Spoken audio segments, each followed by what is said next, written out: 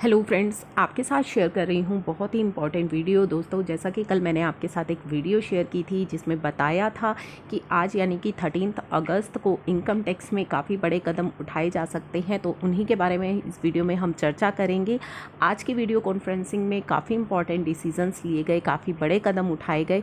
तो चलिए स्टार्ट करते हैं वीडियो को। चैनल ज़रूर सब्सक्राइब कर लीजिएगा ताकि सभी इंपॉर्टेंट अपडेट्स आपको मिलते रहे। तो दोस्तों, जब ये वीडियो कॉन्फ्रेंसिंग स्टार्ट हुई, हमारी फाइनेंस मिनिस्टर निर्मला सीतारमन जी ने इनकम टैक्स रिफॉर्म्स के बारे में थोड़ा सा ब्रीफ किया, जो मैं भी आपको एक बार ब्रीफ कर देती हूँ। उन्होंने बताया कि किस तरीके से कंपनीज़ का जो टैक्स रेट्स हैं उनको रिड्यूस किया गया, 25% से 22% किया गया, और जो न्यू मैन्युफैक्चरिंग यूनिट्स हैं उनका जो टैक्स रेट है वो 15% किया गया। साथ ही उन्होंने बताया कि किस तरीके से कोविड-19 पेंडेमिक के दौरान स्टैट्यूटरी डेडलाइंस जो है वो उनको एक्सटेंड किया गया इनकम टैक्स के अंदर। जो इनकम टैक्स डिपार्टमेंट है वो विवाद से विश्वास स्कीम लेकर के आया, जहाँ पे टैक्स पेयर्स को एक अपॉर्चुनिटी दी गई, वन टाइम अपॉर्चुनिटी दी गई कि वो अपने pending litigations and pending disputes जो हैं उनको सेटल कर सके। साथ ही उन्होंने ये भी बताया कि डिविडेंड डिस्ट्रीब्यूशन टैक्स को अबॉलिश किया गया है। काफ़ी सारे इनकम टैक्स रिफॉर्म्स के बारे में उन्होंने ब्रीफ किया, जिसका डिटेल मैंने आपके साथ अपनी लास्ट वीडियो में डिस्कस किया था, वो प्रेस रिलीज़ डिस्कस करी थी।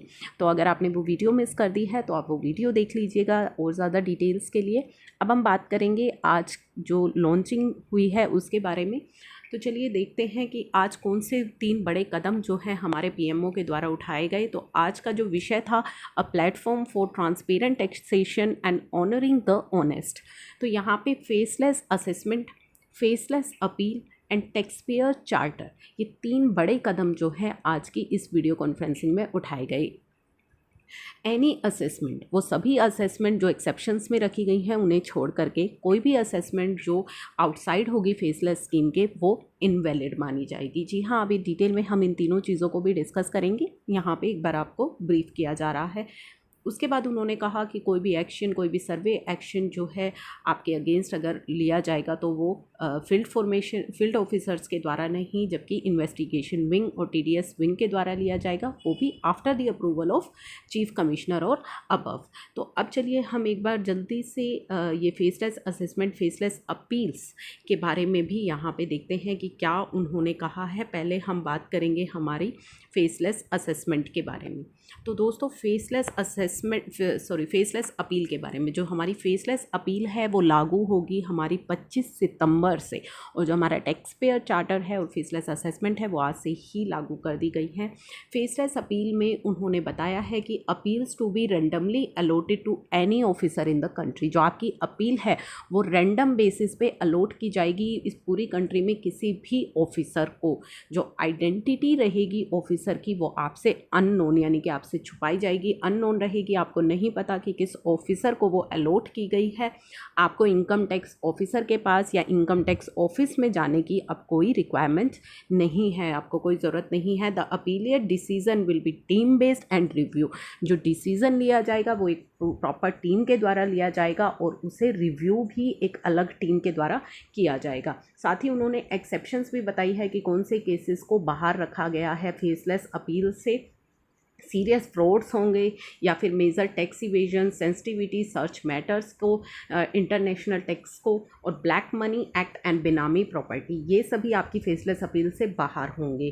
तो फेसलेस अपील के बारे में उन्होंने जो बात की, जो आगे बहुत ही ज़्यादा आपके लिए बेनिफिशियल साबित होने वाली है। अब हम बात करेंगे हमारी फेसलेस असेसमेंट को लेकर के उन्होंने क्या कहा। फेसलेस असेसमेंट को कहा गया से रिलेटेड उन्होंने कहा, selection only through system using data analytics and AI, abolition of territorial jurisdiction, automated random allocation of cases, central issuance of notice with DIN, no physical interface, no need to visit income tax office, team based assessment, team based review, draft assessment order in one city, review in another city and finalisation in another city. तो यहाँ पे उन्होंने जो बात की same, कि आपका जो रेंडमली जो है केसेस सेलेक्ट किए जाएंगे और अलॉट भी आपकी जो है रेंडम बेसिस पर ही की जाएगी।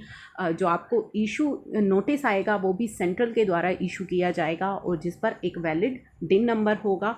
No need to visit income tax office, कोई फिजिकल इंटरफेरेंस नहीं होगी, कोई फेस टू फेस आपको मिलने की ज़रूरत नहीं है।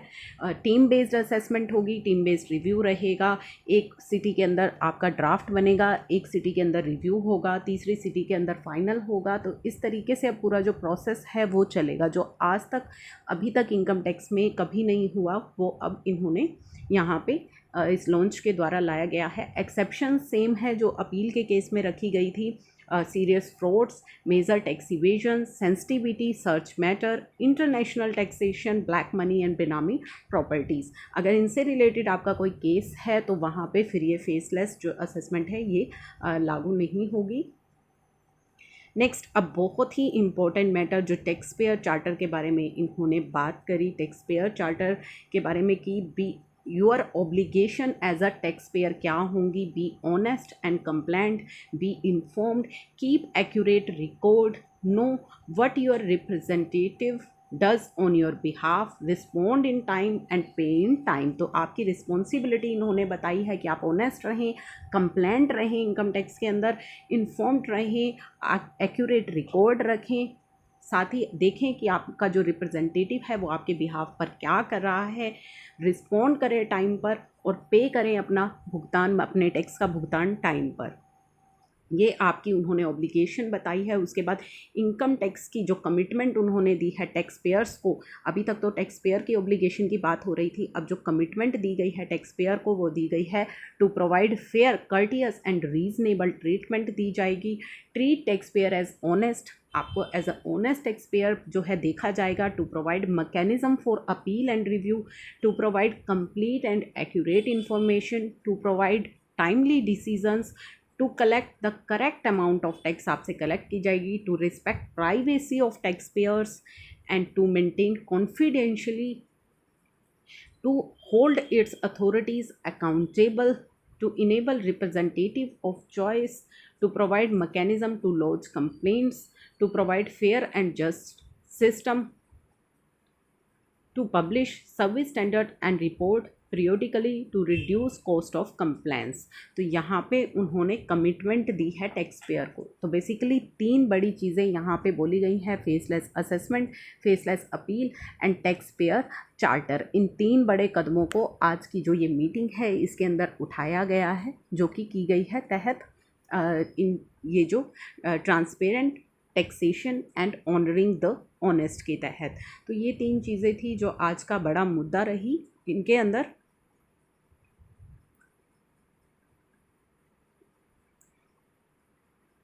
Now ensuring better compliance and transparency, यहाँ पे वाइडन किया गया है tax base TDS on cash withdrawal above 1 crore और 20 lakhs for non return filers के लिए, जो कि सेक्शन 194N हमने डिस्कस भी किया था। TCS on motor vehicle above 10 lakh, TCS on foreign remittance under जो है आपकी LRS above 7.5 lakh overseas tour package. तो यहाँ deduction and collection of tax on new transactions पर लगाया गया है, ई कॉमर्स पर लगाया गया है, on purchase of goods above 50 lakh.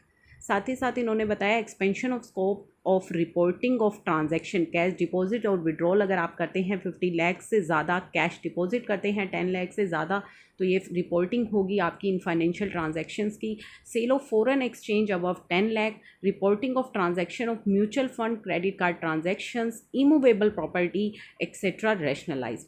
Compulsory filing इन्होंने बताया है कि अगर आपने 1 करोड़ से ज़्यादा करंट अकाउंट में डिपॉजिट कराया है, एक या एक से ज़्यादा करंट अकाउंट में, तो आपको इनकम टैक्स रिटर्न फाइल करना मैंडेटरी है। अगर आपने फॉरेन ट्रैवल पर 2 लाख से ज़्यादा का खर्चा किया है और इलेक्ट्रिसिटी कंजम्पशन यानी कि इलेक्ट्रिसिटी पे एक्सपेंसेस अगर आपके 1 लाख से ज़्यादा है, तो आपको इनकम टैक्स रिटर्न फाइल करनी होगी, भले ही आपकी जो इनकम है वो बिलो टैक्सेबल लिमिट है। तो इस जो कॉन्फ्रेंसिंग के बड़े मुद्दे हैं वो मैंने आपके साथ इस वीडियो में कवर किए हैं। आई होप ये वीडियो आपके लिए होगी useful. Thank you for watching.